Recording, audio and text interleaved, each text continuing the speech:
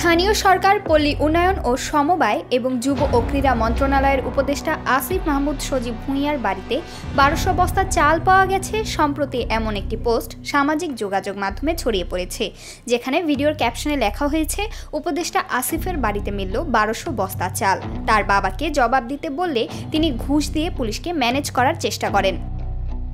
মঙ্গলবার ৩ জুন দুপুরে verified Facebook আইডিতে বিষয়টি খোলাসা করেছেন উপদেষ্টা আসিফ মাহমুদ নিজেই। তিনি বিষয়টিকে গুজব হিসেবে উল্লেখ করেছেন। ফেসবুক আইডিতে উপদেষ্টা আসিফ লেখেন, প্রথমে চাঁদপুরের একটি ঘটনাকে আমার বাড়ির ঘটনা বলে গুজব ছড়ানো হয় নিষিদ্ধ সংগঠনের বিভিন্ন সাইবার সেল থেকে। কোনো প্রকার যাচাই ছাড়াই বিভিন্ন রাজনৈতিক দলের নেতাকর্মীরা নিষিদ্ধ সংগঠনের ছড়ানো গুজব সার্কুলেট করলেন। এর প্রেক্ষিতে নগর ভবন অবরোধকারী জৈনিক নেতার কর্মীরা আমার বাবাকে চালচোর, গমচোর বলে স্লোগান দিচ্ছে।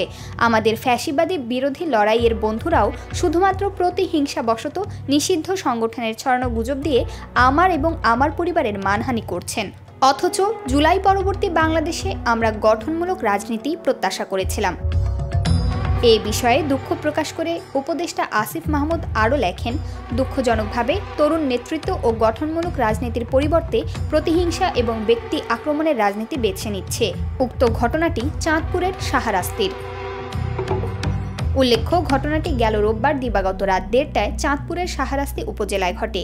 এ ঘটনায় সংশ্লিষ্ট ইউপি সদস্য মোহাম্মদ হুমায়ুন কবিরকে গ্রেফতার করেছে পুলিশ।